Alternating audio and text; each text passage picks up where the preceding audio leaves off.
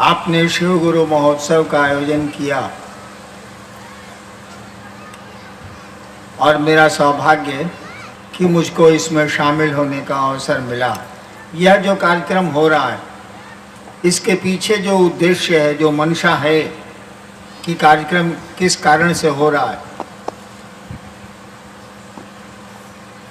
इसके पीछे एक ही मंशा है, एक ही लक्ष्य है, एक ही प्रयोजन है कि जिस महादेव की बात, जिस शिव की बात और उनकी पूजा कई हजार वर्षों से हमारे आपके घरों में होती आई है, उसी शिव के बारे में बहुत पहले से कहा जा रहा है कि वो गुरु हैं, जगत गुरु हैं, आदि गुरु हैं, गुरुओं के गुरु हैं, इत्यादि बहुत सारे शब्द उपाधियां इस्तेमाल की गई हैं। शिव की पूजा का तो बड़ा पुराना प्रचलन है। महादेव की तो घर घर में पूजा होती है। कहा जाता है चंदा मामा सबके मामा, शिव घर घर के बाबा। लेकिन उनसे शिष्य के रूप में, उनको गुरु मानने के सिलसिले में कोई जुड़ाव आज तक नहीं हुआ। आप इतिहास का पन्ना उलट के देखेंगे तो 4-5 हजार साल में मुश्किल से 110-112 लोग मिलेंगे जिन्होंने शिव को अपना गुरु बनाया और खुद बड़े अच्छे गुरु हुए वो लोग। लेकिन आम आवाम में, आम लोगों में शिव को गुरु मानने की बात नहीं आई, ये सिलसिला नहीं शुरू हुआ। यह कार्यक्रम, ये शिव गुरु महोत्सव के आयोजन का यही उद्देश्य है कि लोगों को ये सूचना दी जाए, लोगों को समझाने और सुनाने की कोशिश की जाए कि जिस महादेव की पूजा घर घर में होती है वो गुरु भी है और उसे अपना गुरु बड़ी आसानी से बनाया जा सकता है। ये महाराष्ट्र की भूमि है, ये राज्य जो है महाराष्ट्र, यहाँ एक बहुत बड़े संत पैदा हुए हैं, नाम था ज्ञानेश्वर। संत ज्ञानेश्वर का नाम आप लोगों ने सुना होगा। उन्होंने बहुत पहले कहा था, आप समझने की कोशिश करिए, उन्हीं की लाइन में बोल रहा हूँ। शिव, मुझको मराठी तो आती नहीं, माफ़ी चाहूँगा। शिव द्वारा उपदिष्ट ब्रह्म विद्या, यानी शिव जो उपदेश देते हैं, उन्होंने जो उपदेश दिया है या देते हैं, उपदिष्ट जो उपदेश दिया गया हो, शिव द्वारा उपदिष्ट ब्रह्म विद्या जो दया से सर्वदा आर्द्र है। आर्द्र माने भींगा हुआ, कपड़े को पानी में डाल दीजिएगा तो भींग जाएगा, उसको बोलते हैं आर्द्र। इसी से हुआ आर्द्रता, ह्यूमिडिटी जो आप पढ़ते हैं वायुमंडल में। शिव द्वारा उपदिष्ट ब्रह्म विद्या जो दया से सर्वदा आर्द्र है, भींगी हुई है दया से, वो संसार में सदैव विजयनी है, वो संसार में सदैव विजयनी है। हम उसे बारंबार नमस्कार करते हैं। यहीं के संत थे ज्ञानेश्वर, सब लोग जानते हैं, बहुत पहले फिल्म भी बनी थी। उन्हीं की पंक्ति में बोल रहा हूँ। शिव द्वारा उपदिष्ट ब्रह्म विद्या, शिव जो ज्ञान देते हैं, शिव जो उपदेश देते हैं उस परमात्मा के बारे में, शिव द्वारा उपदिष्ट ब्रह्म विद्या जो दया से सर्वदा आर्द्र है, भींगी हुई है, वह संसार में सदैव विजयनी है। हम उसे बार बार नमस्कार करते हैं। उसी शिव गुरु की बात करने के लिए आयोजन हुआ है और हम लोग उसी शिव गुरु की बात सुनाने और समझने और समझाने की कोशिश में यहाँ तक पहुँचे हैं।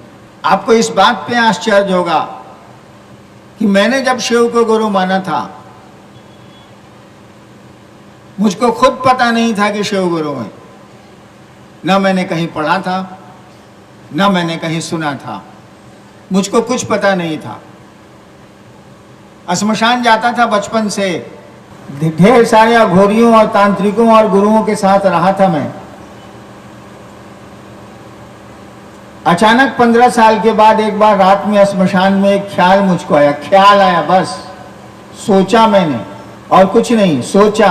और श्मशान में आदमी अकेले होता है, वहाँ महफिल नहीं होती। मेरे मन में एक ख्याल आया था कि गुरु भगवान होते हैं, गुरु ब्रह्मा गुरु विष्णु गुरुदेव महेश्वर, सुनाई हम लोगों ने, बचपन में संस्कृत में पढ़ा है। गुरु भगवान होते हैं तो ये भगवान गुरु क्यों नहीं है? केवल मैंने सोचा, गुरु भगवान होते हैं तो ये भगवान गुरु क्यों नहीं है? क्यों सोचा इसको छोड़ दीजिए, लेकिन सोचा। मैंने सुना था भगवान शिव को कहते हैं, सुना था, अब समझा दूंगा, लेकिन उस दिन केवल सुना था। मैंने सुना था कि भारत का अध्यात्म, मैं इतिहास का विद्यार्थी भी रहा हूं कॉलेज में, भारत का अध्यात्म शिव को ईश्वर कहता है, महेश्वर कहता है, और महेश्वर को शिव कहता है।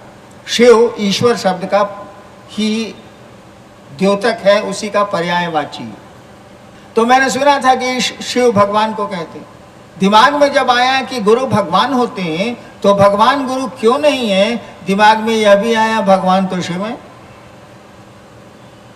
मैंने शिव को भगवान समझ के गुरु बनाया, गुरु समझ के नहीं, गुरु तो मुझको मालूम ही नहीं था तो कैसे बनाता मैं। मैंने शिव को भगवान समझ के गुरु बनाया, लेकिन बनाया तो बनाया, रिश्ते बनाए तो बनाए, अब नतीजा जो होगा देखा जाएगा। डर भी था, आपकी तरह मुझको भी ये बात मालूम थी कि शिव न दिखता है न बोलेगा, तो हमको समझाएगा कौन, हमको मंत्र कौन देगा, हमको प्रक्रियाएं कौन बताएगा। मेरे मन में भी ये था जैसे आम लोगों को होता है, सामने तो दिखता नहीं, वो सामने तो बोलेगा नहीं, उपदेश कौन देगा, समझाएगा कौन। लेकिन मेरे साथ लाचारी थी, मैं क्या करता। बहुत सारे जो मुझको गुरु मिले थे, मुझको जो मिले थे, मेरे मन को रास नहीं आया, और नतीजन मैंने भगवान को गुरु मान लिया, शिव को गुरु मान लिया। शिव गुरु है ये मुझको नहीं मालूम, लेकिन मान लिया तो मान लिया। माना तो 3 शर्त भी मैंने रखी। आदमी शर्त कब बनाता है, कंडीशन कब बनाता है, जब वो धोखा खाता है। आप मोटरसाइकिल चलाई, एक बार मैं मोटरसाइकिल से जा रहा था, घास पर ओस पड़ी थी, थोड़ी तेज थी मोटरसाइकिल, घास पर ही मोड़ना था मुझको मोटरसाइकिल को। मैंने मोटरसाइकिल मोड़ी और मैं फेंका गया, गिर गया ओस पर, मोटरसाइकिल का चक्का स्लिप कर गया। उसके बाद जब भी मैं मोटरसाइकिल चलाता था, जब भी घास मुझको मिलती थी, भले ओस पड़ी हो या नहीं पड़ी हो, गाड़ी को 4 नंबर से 2 नंबर में मैं ले आता था कि कम से कम धीमा तो चलेगा, हमारा मुंह कान तो नहीं भसकेगा। तो मैंने भी शर्त बनाई शिव को गुरु मान के। मैं भी धोखा खाया था, इसीलिए मैंने शर्त बनाई। उसी समय बनाई जब मैंने उनको गुरु माना था, रात के 2 बजे श्मशान में, आराम के पास एक श्मशान है गांगी, उस समय मैं कानून का विद्यार्थी था, लॉ कॉलेज में पढ़ता था। पहली शर्त बनाई कि आप महादेव जो आप फोटो में दिखते हैं ना, वैसे बन के आदमी के रूप में आइएगा तो हम आपसे कुछ नहीं सीखेंगे। यानी तस्वीरों में जो शिव दिखता है वैसा आप आएंगे मेरे सामने, वैसे आएंगे तो मैं आपको गुरु नहीं बनाऊंगा, क्योंकि मैंने प्रेत देखे हैं श्मशान में आपके उस रूप में। दूसरी शर्त मैंने बनाई कि आदमी के रूप में आइएगा और कहिएगा कि मैं ही महादेव हूं, मैं आपको गुरु नहीं मानूंगा। तीसरी शर्त बनाई कि शिक्षक बदल लिया है तो आप पुरानी पढ़ाई नहीं पढ़ेंगे, यानी जो तंत्र मंत्र श्मशान गए हैं 14-15 साल, जितना मंत्र जपे हैं, जितनी क्रियाएं की हैं, अभी के बाद नहीं करेंगे। कहे कि अब मास्टर बदल लिया, मास्टरवा ने का बताएगा तो करेंगे, नहीं तो नहीं करेंगे, बात साफ। 6ठा से 7वां में गए तो 6ठा किताब काहे पढ़ेंगे, अब 7वां में देखा जाएगा। और आप जानते हैं, हम भी जानते हैं कि शिव ना सामने दिखता है ना वो बोलता है। मनौतियां तो सारी पूरी करता है वो, लेकिन बिना दिखे बिना बोले। इसी बीच में मैं बिहार सरकार के भारत सरकार में बैठा तो इंडियन पुलिस सर्विस में आया, उससे हटा तो बिहार सरकार में डिप्टी कलेक्टर हो गया, नौकरी में चला। लेकिन मैं बैठ के बहुत रोता था। 15 साल गंवा दिया उधर श्मशान में। शिव को गुरु माना तो यहाँ भी लफड़ेबाजी, यहाँ भी कुछ नहीं है, तो मैं बैठ के रोता था। इसके बाद की कहानी बड़ी लंबी। 8 साल बीत गए। 74 में मैंने माना था, 82 आ गया, 8 साल बीत गए। मैंने किसी को भी नहीं कहा कि मैंने शिव को गुरु बनाया, किसी आदमी को नहीं कहा कि मैंने शिव को गुरु बनाया। जबकि बहुत मेरे मित्र थे, श्मशान वगैरह में जाने के चलते बहुत हर जगह बहुत मेरे दोस्त हो गए थे मसानी लोग। किसी को मैंने नहीं कहा कि मैंने शिव को गुरु बनाया है, क्योंकि मुझको लगता था यहाँ भी ठगी है, यहाँ भी गड़बड़ है। 8 साल के भीतर मुझको लगा कि ये तो बोलता भी है, ये तो सब करता है, बिना शरीर के सब करता है ये। और 8 साल के भीतर मुझको लगा कि ये तो गुरु है। दिखता नहीं है, बोलता नहीं है, लेकिन ये जो समझाता है ये तो कोई नहीं उतना नहीं सब बढ़िया से समझा सकता। और मैंने तब लोगों को कहना शुरू किया कि शिव को आप अपना गुरु बनाइए।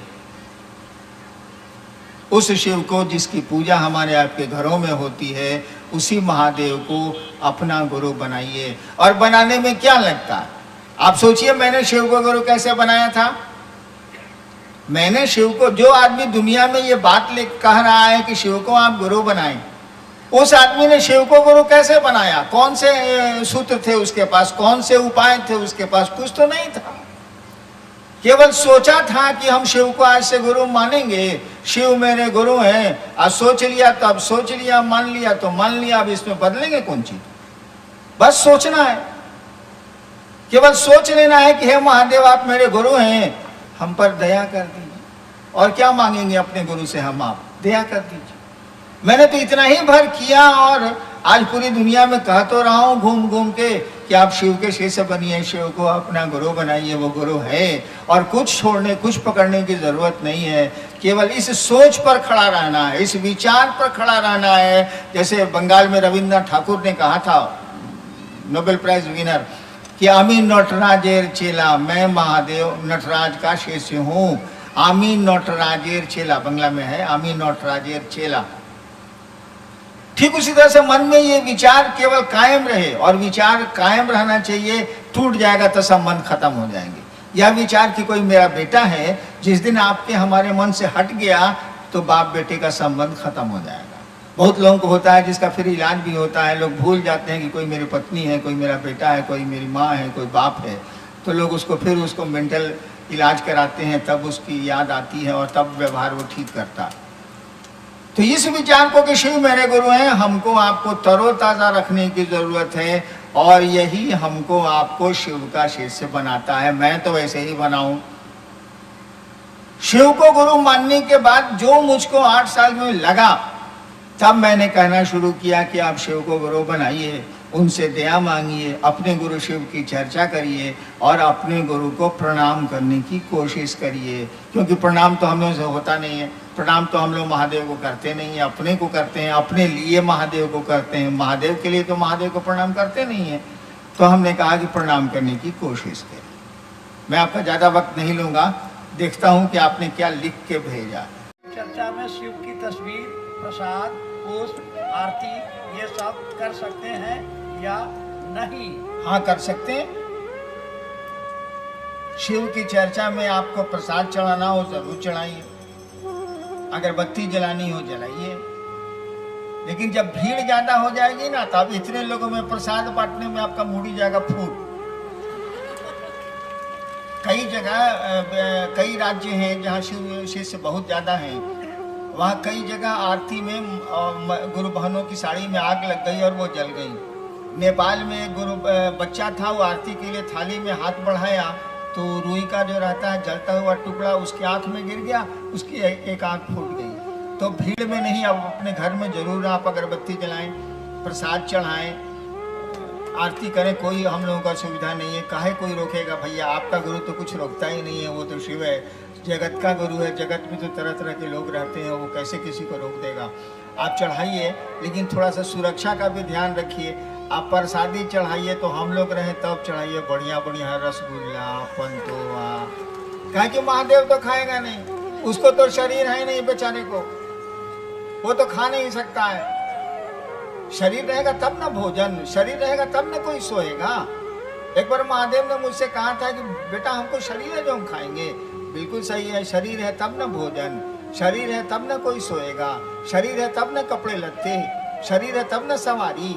जगह शरीर ही नहीं है तो वो तो खाएगा नहीं। लेकिन हम लोग तो खाएंगे ना, तो हम लोग को तो चाहिए बढ़िया बढ़िया एटम बम, रसगुल्ला, चमचम। आप चढ़ाएगा इलायची दाना तो क्या खाएगा? कहेगा दूर हटा। कुछ गुरु भाई बहन कहती हैं कि हमारे ऊपर महादेव आते हैं, कहाँ तक सत्य है? एक बात बताइए, ये सवाल है, हमारे ऊपर महादेव आते हैं या हमारे ऊपर भगवती आती हैं या हमारे ऊपर ब्रह्म आते हैं? इस तरह कई सवाल कई जगह हुए हैं। एक बात बताइए, कोई शरीफ आदमी आपके घर में आपसे बिना पूछे जाएगा? कोई भले आदमी, कोई जेंटलमैन, कोई शरीफ आदमी आपके घर में आपसे बिना पूछे जाएगा? दरवाजे पर खड़ा होगा, पूछेगा कि फलना बाबू हैं, कहिएगा कि हैं, तो कहेगा कि जरा हमको मिलना है, तब आप कहिएगा आइए बैठिए, तब वो बैठेगा? कोई भले आदमी तो बिना पूछे आपके घर में नहीं जाएगा। आज चोर उचक्का पूछ के जाएगा, परमिशन लेके जाएगा कि हम आपके घर में जाने चोरी करने?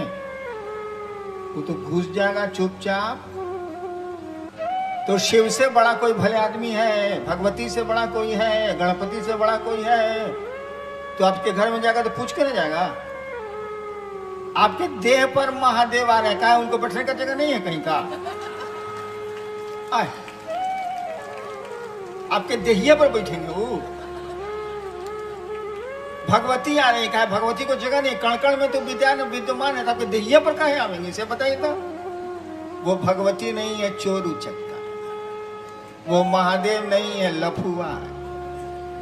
होशियार होइए, उसको ठीक कीजिए। महादेव समझ के उसको पूजिए नहीं, वो सारा लुच्चा है। महादेव किसी के शरीर पर नहीं आता, वो भगवती किसी के शरीर पर नहीं आती, ये अच्छे लोग किसी के शरीर पर नहीं आते। कभी कोई भले आदमी किसी के शरीर पर नहीं जाता, उसको अपनी बहुत सारी जगह हैं रहने को। आपके घर में वो क्यों रहेगा? आपको वो घर देता है, आप ही के घर में वो रहेगा।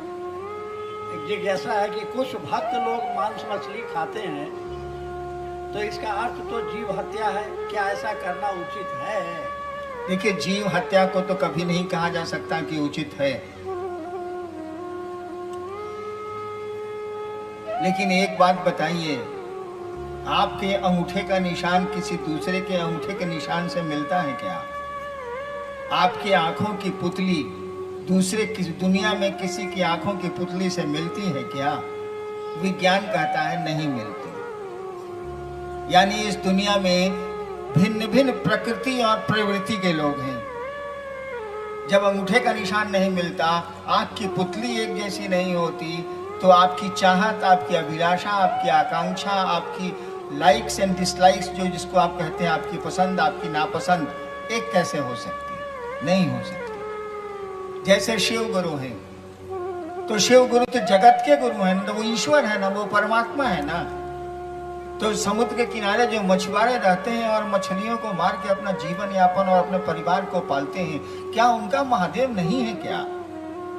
उन्हीं का है जो हम लोगों की तरह सब्जियां खाते हैं, उन्हीं का है जो हम लोगों की तरह साग भाजी खाते हैं। वो समुद्र के टापुओं और नदियों के किनारे रहने वाले मछुआरे या वो पलने वाले लोग जंगलों में जो रहते हैं, जिनको पास सब्जियां नहीं मिलती, वो जानवरों को मार के खाते हैं, या मछली खाएं या जो भी खाएं, वो क्या उनका महादेव नहीं है?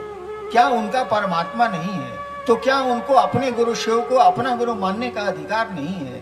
अब हत्या सही हो या गलत हो, जीव हत्या सही हो या गलत हो, ये तो आपको बाघ से भी पूछना चाहिए, जो कि मांसी खाता है, घास नहीं खा सकता बेचारा, वो भी तो हत्याएं ही कर रहा है।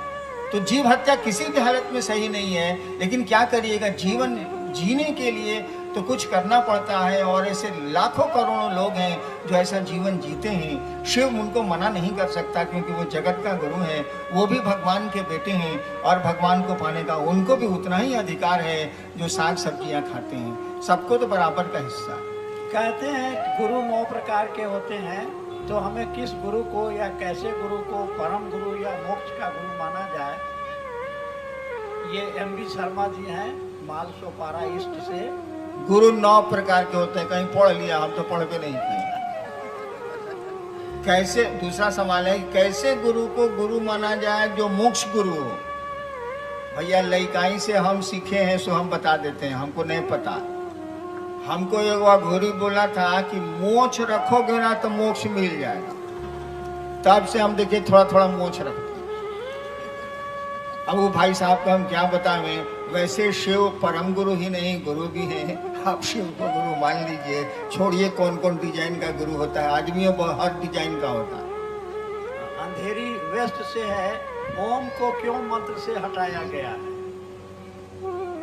एक भाई ने पूछा है, ओम को मंत्र से क्यों हटाया गया? हम कहला हटाएंगे, आप कहला जोड़े सो बता दीजिए। तो ये तो सवाल हो सकता है। अरे भाई, ओम मंत्रों का श्री है, एक आदमी बॉम्बे से लिख रहा है चिट्ठी,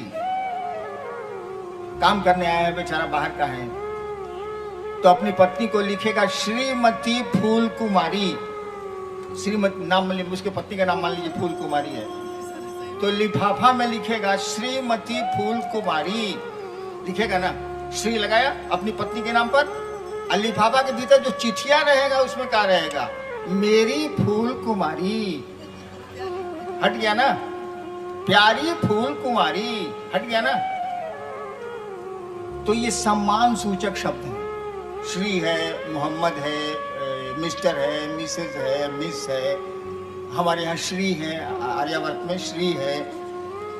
ठीक उसी तरह से जब आदमी के नाम को इतना सम्मान दिया गया तो देवताओं के नाम को नहीं दिया जाएगा, इसीलिए हर एक मंत्र के पहले श्री लगाए, यानी ओम लगाए, सम्मान दिया गया है। लेकिन जब भीतर आइएगा, जब उसको अपना बनाइएगा तो श्री हट जाएगा। अपने बेटे को आप पुकारते हैं श्री बहु श्री रामू इधर आइए, जब बोलिएगा श्री रामू इधर आइए तो बेटो आप पूछ जाएगा जरूर पप्पा बिगड़ा हुआ है, श्री बोल रहा है हमको, तो श्री हट जाता है। इसीलिए नमः शिवाय जब जपा जाएगा तो ओम हटा दिया जाएगा। लेकिन ये सिद्धांत कभी कभी गलत हो जाता है। बहुत सारे मंत्र हैं जो ओम के साथ बने हैं। बहुत आदमी का नाम होता है श्री राम ठाकुर, उसमें से कैसे हटाइएगा। बहुत आदमी का नाम है श्री कृष्ण सिंह, अब हटाइए, उसमें अलग से लिखना पड़ता है हम लोग को श्री श्री कृष्ण सिंह, अलग से श्री जोड़ना पड़ता है। ठीक उसी तरह से कुछ शिव के मंत्र हैं जो इसमें ओम लगा हुआ है, उसमें से नहीं हटेगा। जैसे ओम नमो नमः शिवाय, इसमें से नहीं हटेगा। ओम नमो नमः शिवाय, शिव को 2 बार प्रणाम कर दिया गया, इसमें से नहीं हटेगा। लेकिन नमः शिवाय पंचाक्षर है, बड़ा पुराना मंत्र है, इसमें ओम लगा हुआ नहीं है, अलग से लगाया गया है सम्मान देने के लिए। लिखना गलत नहीं है, बोल सकते हैं आप ओम नमः शिवाय, लेकिन जब अपना बनाइएगा तब ओम हटेगा। वैसे ओम नमः शिवाय भी जपिएगा तो हर्ज नहीं है, लेकिन सही मंत्र है नमः शिवाय, जो पंचाक्षर है, 5 अक्षरों का है। शंकराचार्य ने भी इसी की स्तुति की थी। एक आखिरी जिज्ञासा नहीं है, निवेदन है। ये श्री राम जी दमन से हैं गुरु भाई साहब जी, 2014 तक संपूर्ण मानव सृष्टि शिव को अपना गुरु मान ले, इसे पूरा करें और हमें न रुलाएं। मैंने वो चाहते हैं कि 2000 तक पूरी मानव सृष्टि शिव से हो जाए। सलाम रे बाप से नहीं होगा, महादेव से हो सकता है। चलिए हम सब मिलके महादेव से प्रार्थना करते हैं कि हम सबों को वो ऐसी, हम लोगों पर ऐसी दया करें कि सब लोग, हम लोग सचमुच में शिव के शिष्य बने, शिव को जाने, शिव को समझें और शिव शिष्य वास्तव में बने, यथार्थ में बने। हम यही अपने गुरु से प्रार्थना करते हैं और यही अनाधिकार आशीर्वाद भी हम शिव शिष्य के रूप में आपको देना चाहते हैं कि आप सचमुच में शिव के शिष्य बनिए। और फिर आपने कभी चाहा तो मैं कल्याण आऊँ या महाराष्ट्र आऊँगा, समय मिलेगा तो ज़रूर आऊँगा, आप बुलाएंगे तो। तब तक के लिए मेरा प्रणाम। आप सभी लोग अपने चरणों में स्वीकार करिए। आप लोगों को